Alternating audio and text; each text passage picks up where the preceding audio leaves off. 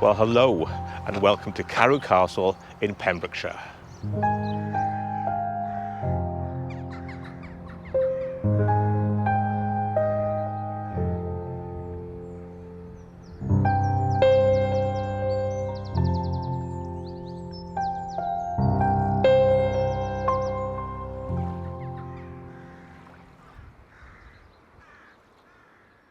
Right, before we go in, let's talk a bit about the history of the place. It stands overlooking the Carew Tidal inlet. It was built in the 1100s by Gerald de Windsor, but it wasn't the first castle built on its site. Excavations have found remains of an Iron Age fort.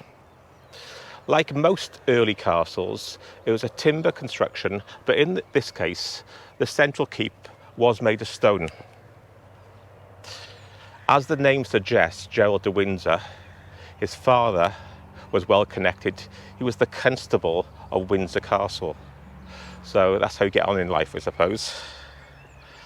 And he married a local girl, Princess Nest, who was the daughter of the King of Deheubarth, which is the area, the old Welsh kingdom of West Wales. So he married locally. Gerald's son William adopted the name de Carew, so he became William de Carew, and he enlarged the castle, constructing a stone enclosure and building a great hall. But following the Black Death, the de Carew family fell on hard times. Well, eventually the de Carews lost the castle and it ended up in the hands of Rhys ap Thomas.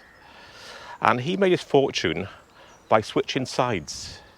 Just before the Battle of Bosworth, he changed allegiances and joined Henry VII, Henry Tudor. And for this, he was rewarded with land and also a knighthood. And with that newfound wealth, he converted Carew Castle into a Tudor manor. Well, after a few generations, things weren't going that well for the Rhys ap Thomas family, and by the time he got to the grandson, he fell out of favour with Henry VIII, which he shouldn't really do, and he was executed for treason back in 1531. The castle was then reclaimed by the Crown, but it was later acquired by Sir John Perrott, and he continued the castle's transformation from a traditional castle into a grand Tudor manor. And we'll see later the extension he built on the northern side, a grand range with big windows. And obviously windows were definitely a sign of wealth back in the day. And then came the English Civil War. The castle was a royalist stronghold in a mainly parliamentarian area, Pembrokeshire. It was captured and recaptured 3 times before having the southern wall removed to make it indefensible. Following the Civil War and the restoration, the castle was returned to the de Carew family, who lived in it until 1686. After that date, it was abandoned and left to fall into ruins. Well, just in front of Carew Castle, and unrelated to it, you can find the Carew Cross. It dates from 1033, so predates the Norman invasion. And they think it's been moved at least twice. It was moved during World War II to protect it. The inscription on it, what you can make out, reads Meredith ap Edwin, which they think was built to celebrate the kingship of Meredith. It's amazing to think that that was carved and constructed nearly 1,000 years ago.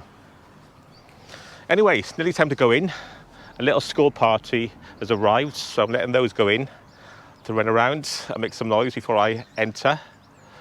But of more concern, a lorry's turned up with some lawn mowers on the back. So I hope they're not gonna start cutting the grass and making a racket. They know I'm filming. I forgot to mention, there are a couple of ghost stories I know of about the castle. One is the ghost of a white lady was meant to be Princess Nest, the one that was married to Gerald de Windsor. And the other one is a bit bizarre. It's a ghost of a Barbary ape. Let me tell you that story. So this story regards Sir Rowland Rees, who once lived in the castle. He was well travelled. On one of his trips, he rescued a Barbary ape from a Spanish galleon. He looked after it, he trained it, and he brought it back home to Carew Castle. Well, anyway, Rowland Rees had a son, and he eloped with a local girl, a daughter of a Flemish merchant. And this man wasn't happy with his daughter running off with the lord's son. So he came up to the castle to confront Rees. Words were exchanged, they got into a bit of a fight. Then Rowland Rees whistled and the Barbary ape attacked the merchant, more in his face, nearly ripping it off. But the merchant managed to escape. And as he was leaving, he put a curse on Sir Rowland Rees. Anyway, later on, in the house, all quiet, Rowland Rees was in the bedroom, and the staff heard screams and the sound of the ape, and they ran to the bedroom of Sir Rowland Rees and found him dead with his face ripped off, and on top of him was the Barbary ape also lying dead. And it's said in the night you can hear the screams and the sound of the ape marauding through Carew Castle. Interesting. A nice, pleasant story to tell the kids. Well, I have kept you enough. It's time to go in. It opens at 10 a.m. and I think it's £7 to get in. But more importantly, it has got a tea shop.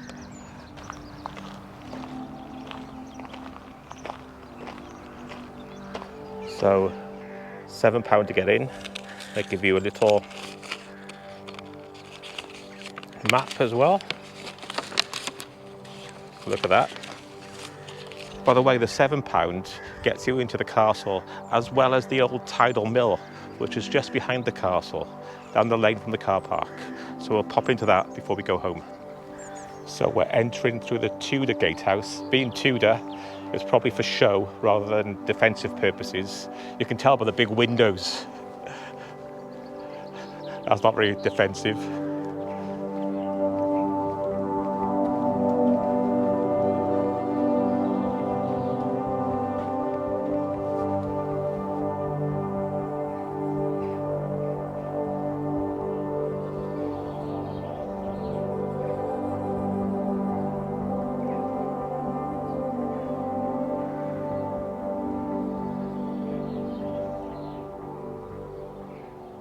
So after the Tudor gatehouse, you get to this, and this looks more like a proper gatehouse, a defensive one, an older one. You can see the portcullis slots, murder holes. So that's the East Range, where the Carew family once lived.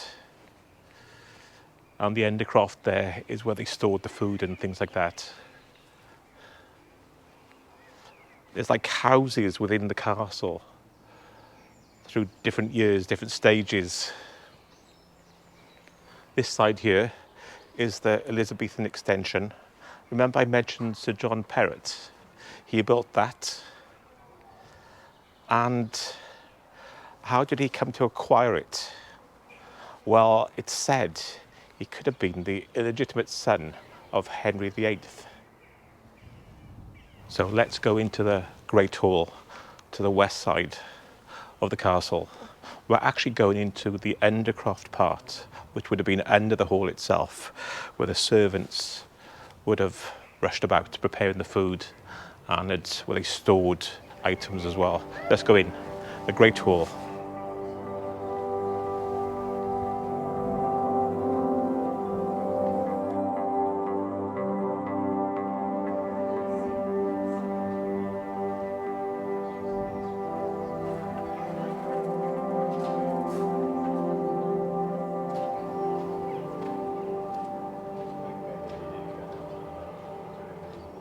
There's some more information here about Sir John Perrott.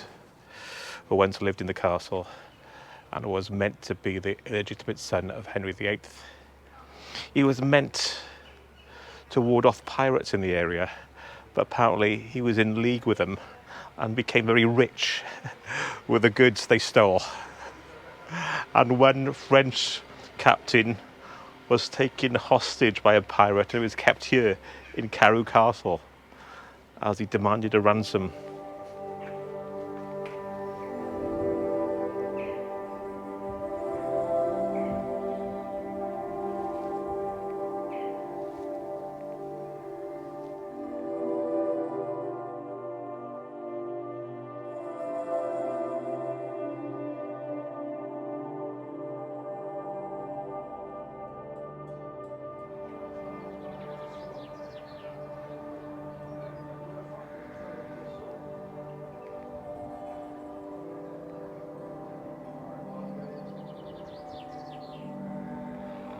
Well, inside the castle's much bigger than it looked from outside. And what is amazing is the different stages, the Norman, the Tudor, and the different families that lived in different areas and improved different sides over the years. So I'm looking down towards the front of the castle, and if you see the trenches on the lawn there, those are the Iron Age remains.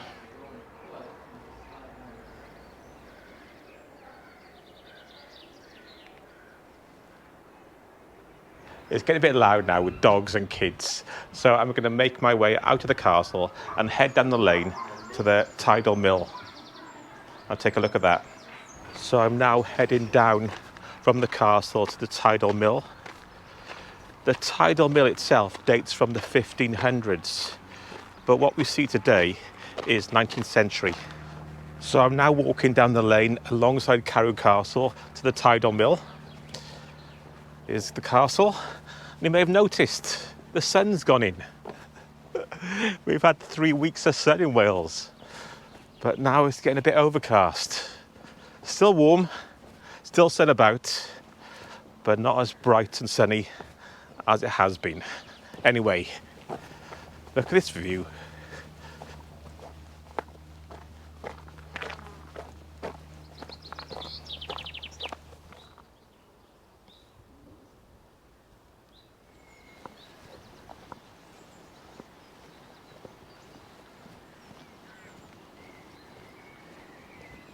Well, the sun is trying to come out again. Anyway, I've reached the mill, the Tidal mill, also known as the French mill, which possibly refers to the type of stone, the French burr, for the grinding stones. Well, anyway, the mill was in operation until 1937. As I mentioned earlier, our ticket for the castle allows us access to the mill as well. So let's go and take a look.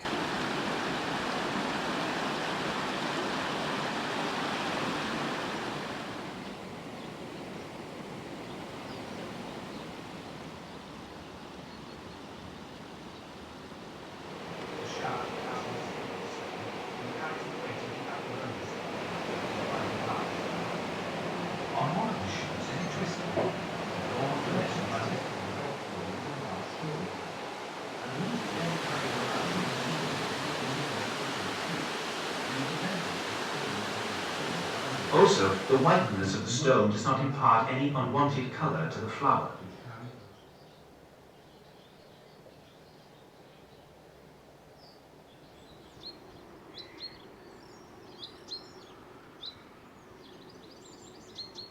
Well, that was my trip to Carew Castle in Pembrokeshire.